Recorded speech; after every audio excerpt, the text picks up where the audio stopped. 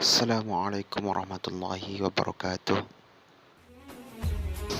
Kekhalifahan Abbasiyah atau Bani Abbasiyah adalah kekhalifahan kedua Islam yang berkuasa di Baghdad, yang sekarang menjadi ibu kota Irak. Kekhalifahan ini berkembang pesat dan dijadikan dunia Islam sebagai pusat pengetahuan dunia. Kekhalifahan ini berkuasa setelah merebutnya dari Bani Umayyah dan menundukkan semua wilayahnya kecuali Andalusia. Bani Abbasiyah dirujuk kepada keturunan daripada paman Nabi Muhammad SAW yang termegah, yaitu Abbas bin Abdul Muthalib. Oleh karena itu, mereka juga termasuk kepada Bani Hashim. Berkuasa mulai tahun 750 dan memindahkan ibu kota dari Damaskus ke Baghdad. Dari Khilafah Abbasiyah adalah Abdullah As-Saffah bin Muhammad bin Ali bin Abdullah bin Al-Abbas rahimahullah. Pemerintahan yang diterapkan oleh Daulah Abbasiyah berbeda-beda sesuai dengan perubahan politik, sosial, dan budaya. Masa pemerintahan Abu Al-Abbas, pendiri dari dinasti ini, sangat singkat, yaitu dari tahun 750 sampai tahun 754 Masehi, yang selanjutnya digantikan oleh Abu Ja'far Al-Mansur. Kekuasaannya dari Bani Abbasiyah berlangsung dalam rentang waktu yang panjang, sekitar 5 abad, dari tahun 132 Hijriah sampai dengan 656 Hijriah. Berdasarkan perubahan pola pemerintahan dan politik, para sejarawan biasanya membagi masa pemerintahan Abbasiyah menjadi 5 periode. Periode pertama disebut periode pengaruh Persia pertama. Pada periode ini, pemerintah Abbasiyah mencapai masa keemasannya secara politik. Para khalifah betul-betul tokoh yang kuat dan merupakan pusat kekuasaan dari tiga agama tersebut. Kemakmuran masyarakat mencapai tingkat tertinggi. Periode ini berhasil menyiapkan landasan dari perkembangan filsafat dan ilmu pengetahuan Islam. Namun setelah periode ini berakhir, pemerintahan Abbasiyah mulai menurun dalam jenjang politik, meskipun filsafat dan ilmu pengetahuan terus berkembang. Inilah disebut dengan periode pengaruh Turki pertama. Periode ini ditandai dengan kebangkitan orang Turki, dan salah satu cirinya adalah orang Turki memegang jabatan penting dalam pemerintahan. Bukti dengan dibangunnya kota Samara oleh Al-Mu'tasim. Pilihan Al-Mu'tasim memasukkan unsur Turki dalam ketentaraan di latar belakangi oleh persaingan antar golongan Arab dan Persia sejak masa Al-Ma'mun.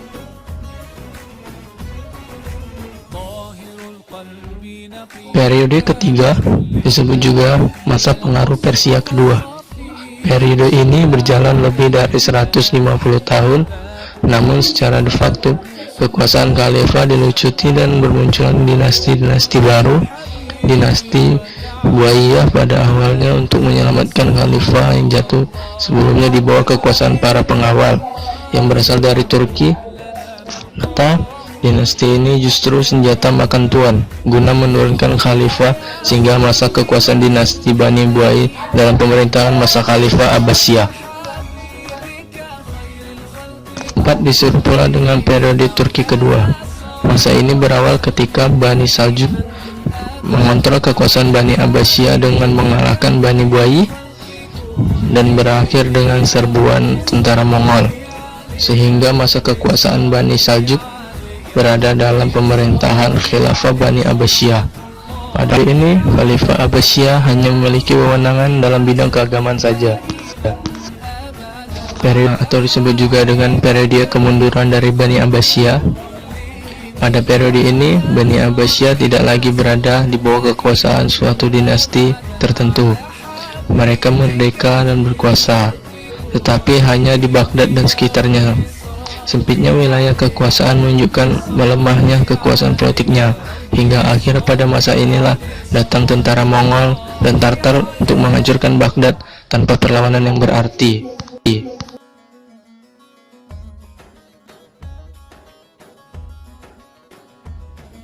Ya, terbentuk para khalifah, tokoh yang kuat, pusat kekuasaan politik sekaligus agama, perkembangan filsafat dan ilmu pengetahuan dalam Islam.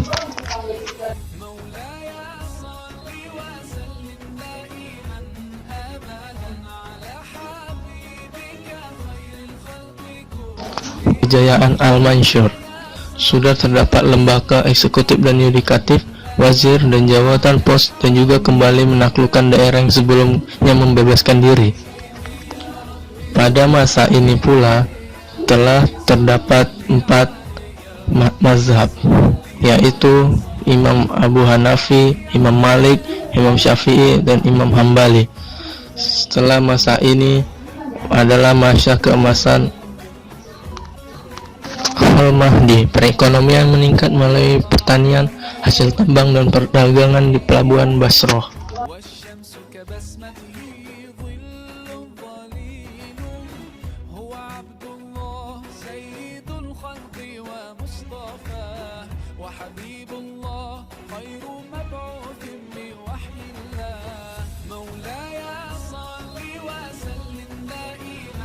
Pada pemerintahan Harun ar-Rasyid telah mendirikan rumah sakit dan lembaga pendidikan, terjemah karya-karya, dan juga masa yang paling terkuat.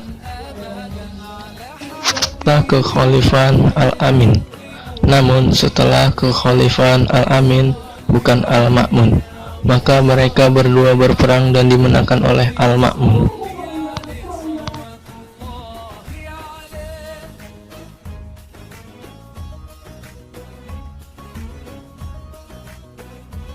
Pemerintahan Al-Ma'mun telah diterjemahkan ilmu filsafat dan kedokteran dan didirikan Bayatul Hikmah, Majelis Munadharah, lembaga penelitian, dan Dewan Negara.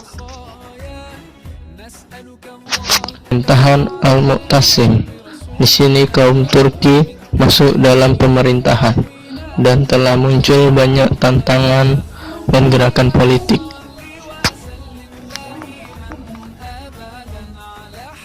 Ghazali adalah tokoh tasawuf yang mengenalkan konsep makrifat. Ibnu Sina, tokoh filsafat dan juga tokoh kedokteran.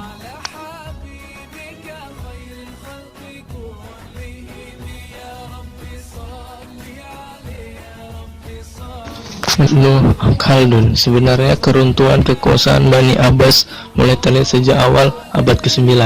Fenomena ini mungkin bersamaan dengan datangnya pemimpin-pemimpin yang memiliki kekuatan militer di provinsi tertentu yang membuat mereka benar-benar independen. Kekuatan militer Abbasiyah itu pun mulai mengalami kemunduran. Berawal ketika Khalifah Al-Mutawakkil yang sudah tidak dapat mengendalikan kekuatan tentara Turki yang sebelumnya diangkat oleh Al-Mu'tasim dan diteruskan oleh Al-Wathiq. Namun karena kedua khalifah kuat, maka tentara Turki dapat dikendalikan.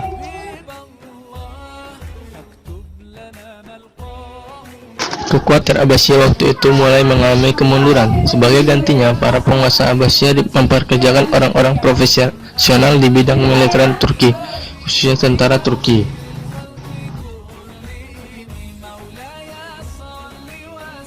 Dengan anggota militer Turki ini menjadi sebuah ancaman besar terhadap kekuasaan khalifah. Apalagi pada periode pertama pemerintahan dinasti Abbasiyah sudah muncul fanatisme kebangsaan merupakan gerakan Syi'o Arabia, kebangsaan anti Arab.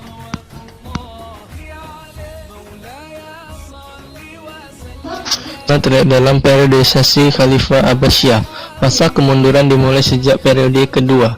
Namun, faktor-faktor penyebab kemunduran itu tidak datang secara tiba-tiba.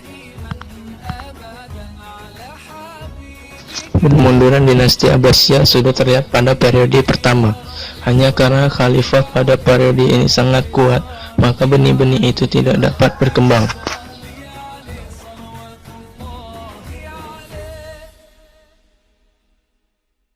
Kekuasaan Bani Abbas terlihat bahwa apabila khalifah kuat, para menteri cenderung berperan sebagai kepala pegawai sipil. Akan tetapi khilafah lemah, para menteri ataupun tentara militer akan berkuasa mengatur roda kepemerintahan. Dapat saya sampaikan mengenai masa pemerintahan Bani Abbasiyah. Lebih dan kurang saya mohon maaf, kepada Allah saya mohon ampun. Assalamualaikum warahmatullahi wabarakatuh.